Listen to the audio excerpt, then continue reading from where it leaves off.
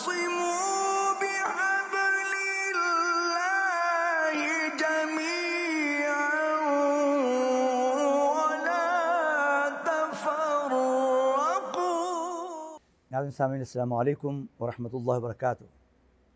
Programme پیغام پاکستان کے ساتھ میں ہوں آپ کا میزبان قاری سید صداقت علی۔ پروگرام پیغام پاکستان کا مقصد یہ ہے کہ ہماری قومی زندگی کی دھارے کے اندر مختلف شعبوں کے اندر ہم مختلف شخصیات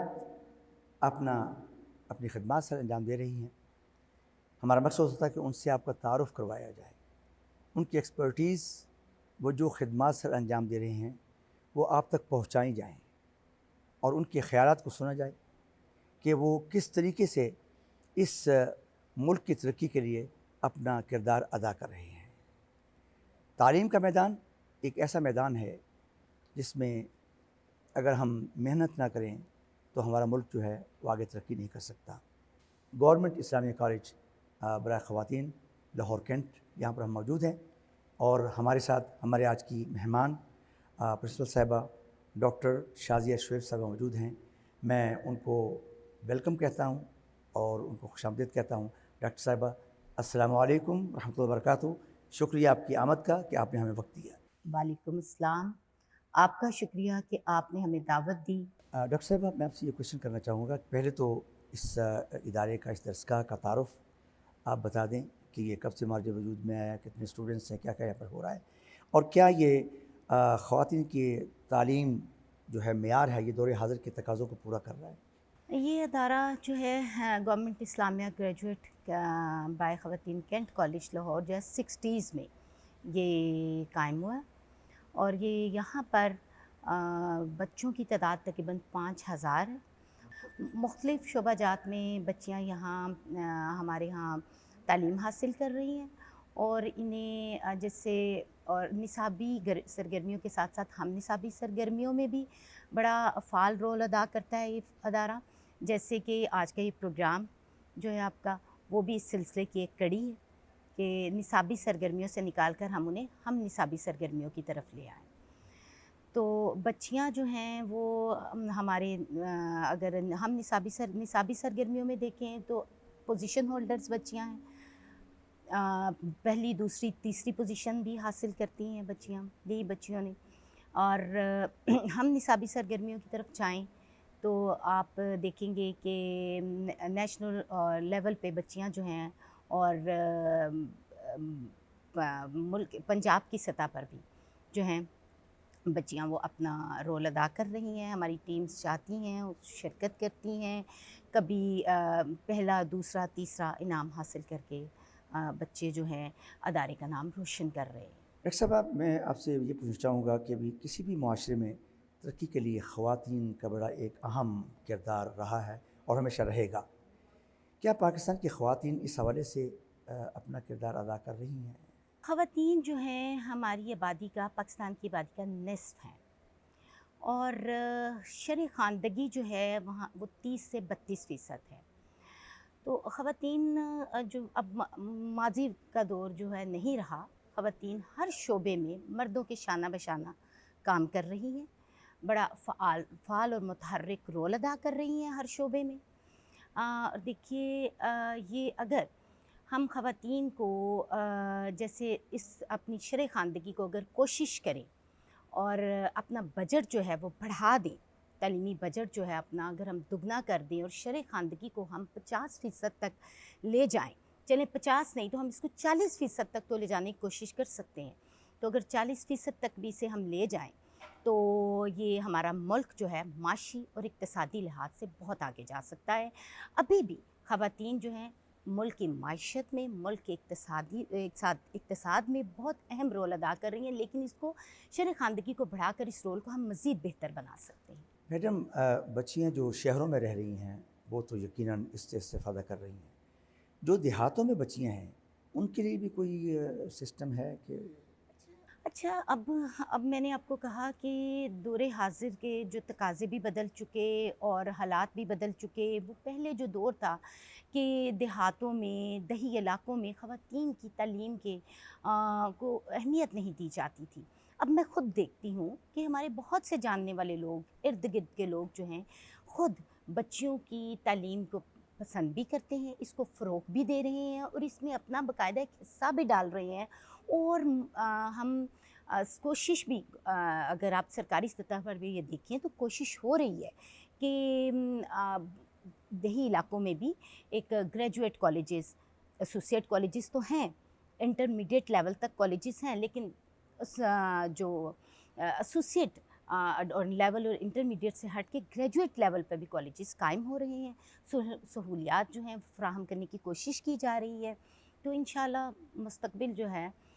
ہمارے ہاتھوں میں ہوگا، امید تو ہم کر سکتے ہیں نا۔ ڈاکٹر صاحبہ، آپ اس ادارے کی سربراہ ہیں اور اس جدید دور کے اندر there are so many challenges around the globe, ان چیلنجز کو نمٹنے کے لیے کچھ ہم کام کر رہے ہیں آپ کے ادارے کے اندر؟ کوئی ایسا صورتحال ہو رہی ہے کہ ان چیلنجز کو کیسے نپٹا جا سکتا ہے؟ جب آپ، مجھے تھوڑی دیر ہوئی اس ادارے کی سربراہی کرتے ہوئے،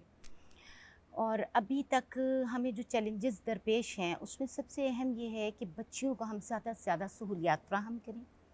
ان کی نمائندگی جو ہے زیادہ سے زیادہ دوسرے شعبوں میں، یعنی تعلیمی شعبے کے علاوہ تعلیم کے میدان میں تو ہمارے بہترین اور قابل اساتذہ جو ہیں اپنی کارکردگی یہاں انجام دے رہے ہیں، لیکن ہمارے جیسے فزیکل ایجوکیشن کے شعبہ ہے، ہمارا سائنس کا شعبہ ہے، تو ہمارا تحقیق کا شعبہ ہے، بی ایس کالج ہے، گریجویٹ کالج ہے، تو ہم تحقیق اور تدریس کے ساتھ ساتھ ہم تحقیق کو بھی فروغ دینے کی کوشش کر رہے ہیں، اور تدریس کو میں تو یہ کہوں گی ادارے کے سربراہ کی حیثیت سے کہ تدریس جو ہے معاشرے کی ضروریات سے ہم آہنگ ہو، اور اسی طرح تدریس کو بھی، تدریس کے ساتھ ساتھ تحقیق کو بھی ہم معاشرے کی ضروریات کے ساتھ ہم آہنگ کرنے کی کوشش کر رہے ہیں۔ بچوں کو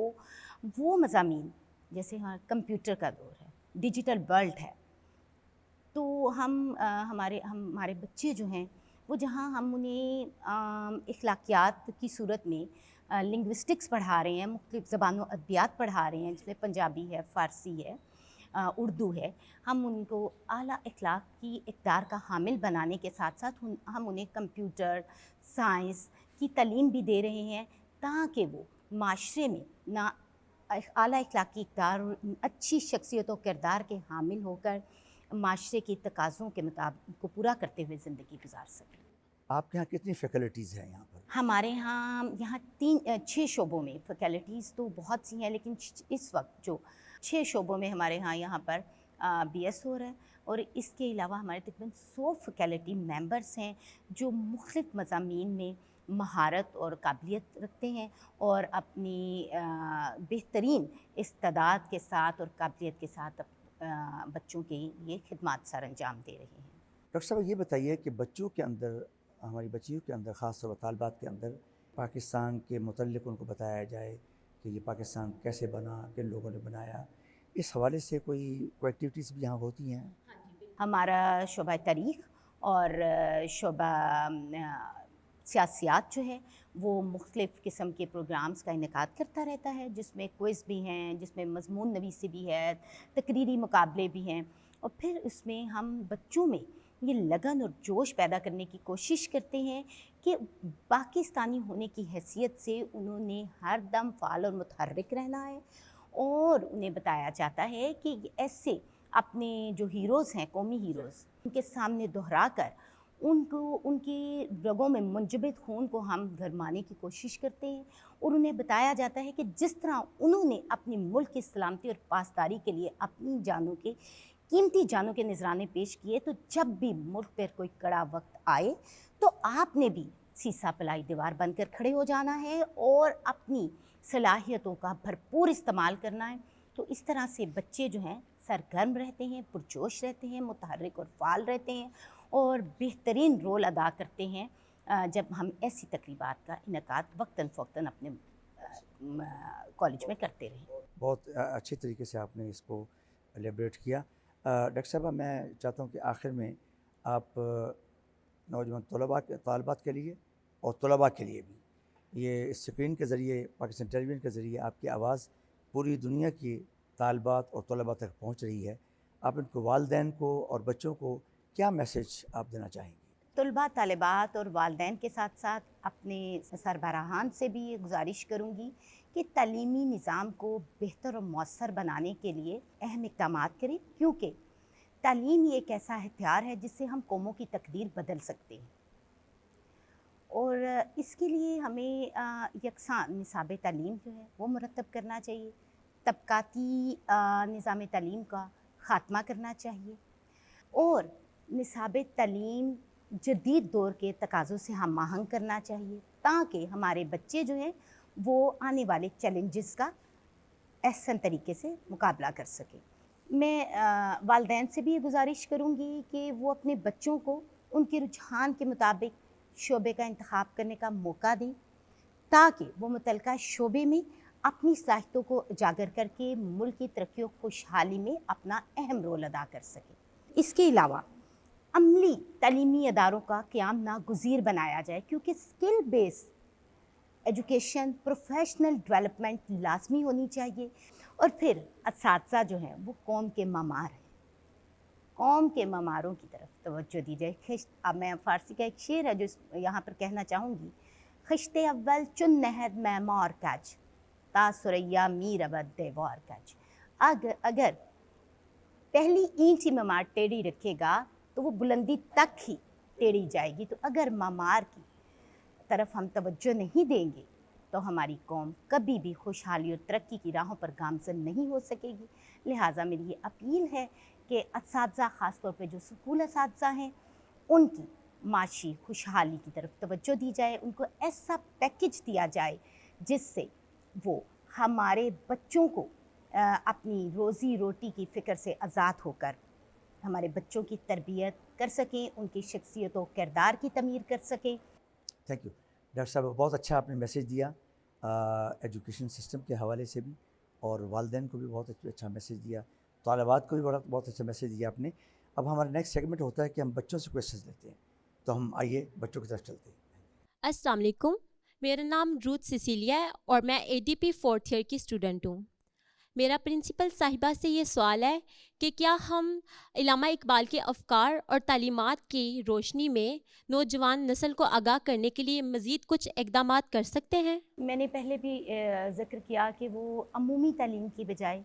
عملی تعلیم کا انتخاب کریں، اس کے ساتھ ساتھ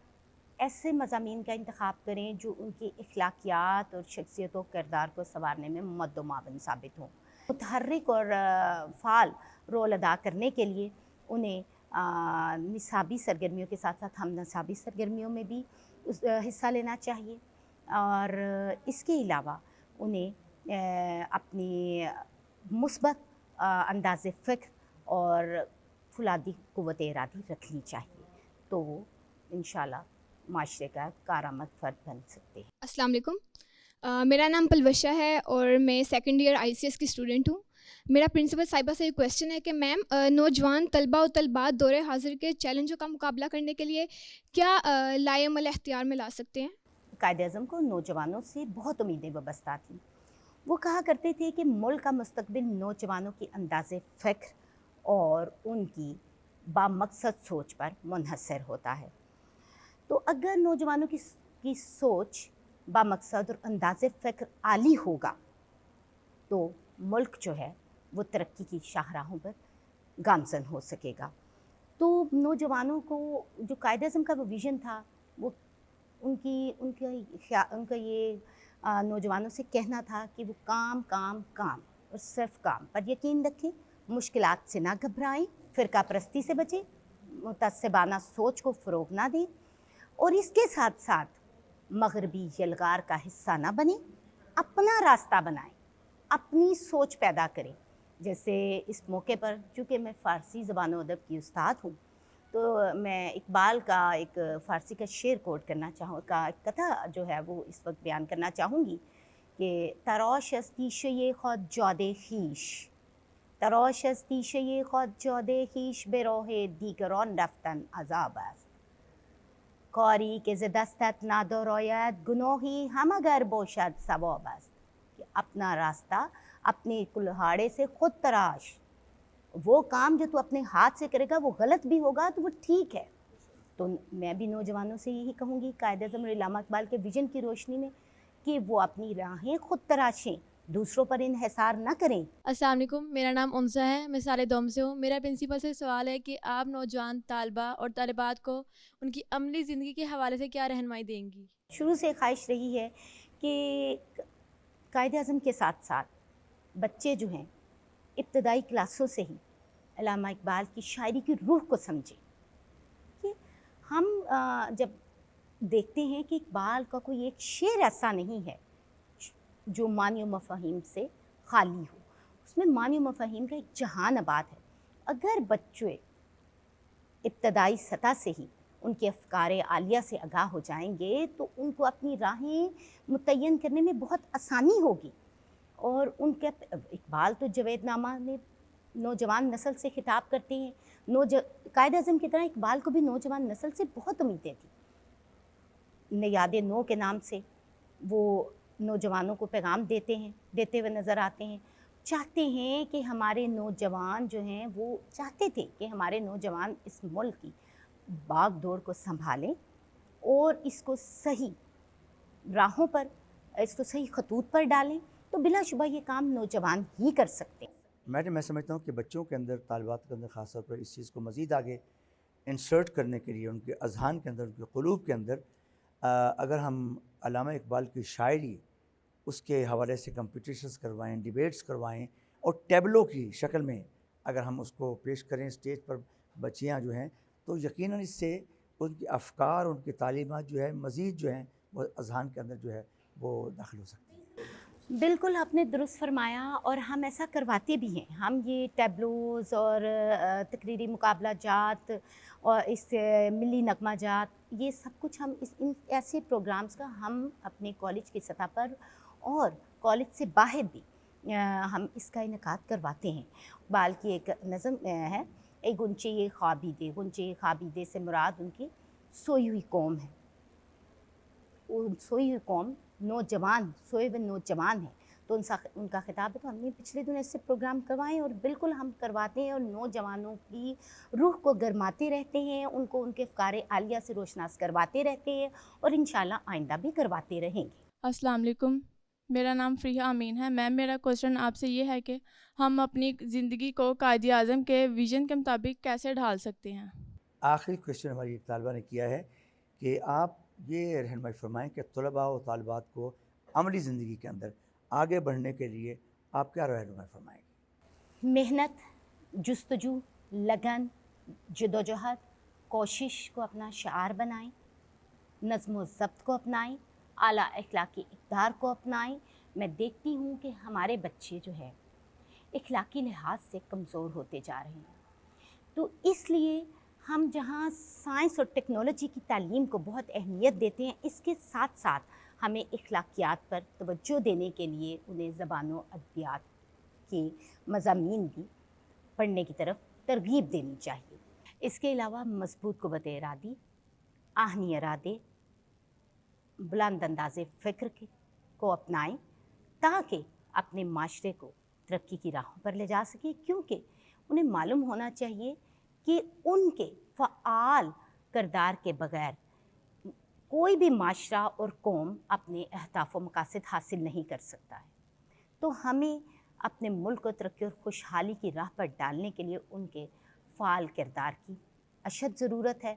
اگر وہ اپنا مثبت رول ادا نہیں کریں گے تو کوئی بھی قوم اور معاشرہ ترقی نہیں کر سکتا، اسی طرح ہم بھی ترقی نہیں کر سکیں گے اور آگے نہیں بڑھ سکیں گے۔ ملک کو آگے بڑھانے کے لیے، ترقی و خوشحالی کی راہوں پر گامزن کرنے کے لیے ان کا مثبت کردار، ان کا فعال رول جو ہے اس کا ہونا بہت ضروری ہے۔ ڈاکٹر صاحبہ، thank you so much for your time, اور آپ نے جو گفتگو فرمائی ہے، جو رہنمائی فرمائی ہے، نہ صرف بچوں کی بلکہ عوام الناس کی بھی، اور اس سے یقیناً ہمارے ناظرین جو پوری دنیا میں اس پروگرام کو دیکھ رہے ہیں اس سے استفادہ کریں گے، اور خاص طور پر طالبات اور والدین کے لیے جو آپ نے سجیشنز اور نصیحتیں آپ نے کی ہیں وہ بڑی کارآمد ہیں۔ یقیناً اس سے ہمارے بچوں کی بھی حوصلہ افزائی ہوگی، ہمارے پیرنٹس کو بھی ایک گائیڈ لائن ملے گی، اور اس پر عمل کرتے ہوئے بچے انشاءاللہ ترقی کی راہ پر گامزن ہوں گے۔ ناظرین سامعین، آج کا پروگرام ہم نے گورنمنٹ اسلامیہ کالج لاہور کینٹ سے آپ کی خدمت پیش کیا، اور ہماری مہمان تھی ڈاکٹر پروفیسر شازیہ شعیب صاحبہ. ہم ان کی بھی آپ نے گفتگو سماعت فرمائی، اور